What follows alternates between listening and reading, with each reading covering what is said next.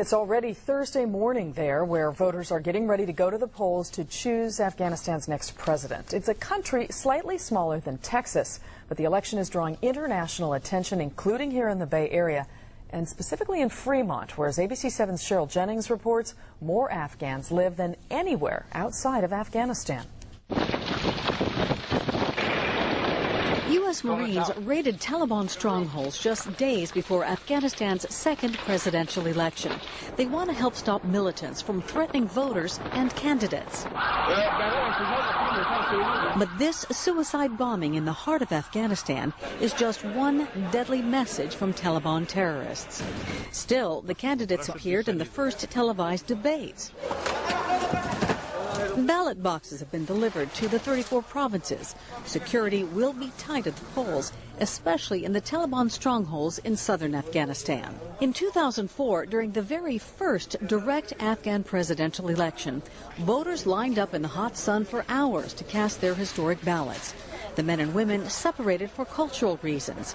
Their thumbs were marked with ink to prove they voted. But now Taliban militants are warning they will cut off those ink-stained thumbs.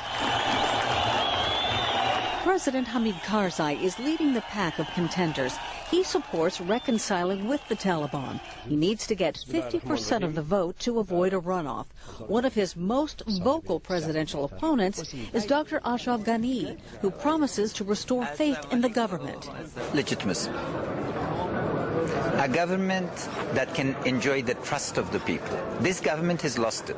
Mr. Ashraf Ghani, to my opinion, in our group as volunteers, we think that he's the Gandhi of Afghanistan. Sohaila Murtaza is running an Obama-style online campaign for Dr. Ghani from her home in Sacramento. He was Afghanistan's finance minister in 2002, but split with Karzai's administration. He did not accept any money from Afghan government when he was a finance minister. Ghani was educated in the West and wrote the book Fixing Failed States. Dr. Abdullah is President Karzai's most powerful rival. Abdullah is legendary in Afghanistan as an advisor to the late Ahmad Shah Massoud, the Lion of Panjshir, a national hero for leading the resistance against the Soviets in the 80s. He was assassinated by al-Qaeda 2 days before the September 11th attacks on America. Abdullah campaigned against corruption and turned down a job offer from Karzai. When President Karzai, sometimes back like a year and a half ago, suggested that if I could be his vice president, I told him that this country needs a change. Shala Atta is one of 2 women running for president. She wants to advance women's rights in an Islamic society that is so conservative that most women keep their faces and their thoughts hidden. They have a money, I don't have a money. I'm challenging because all people is behind me. Bay Area Afghan Americans at the Salang Pass restaurant in Fremont are looking closely at the candidates. I wish somebody become a president and understand the pain of the people. They know that their fellow Afghans are suffering from 3 decades of war and the corruption that comes with growing poppies for heroin.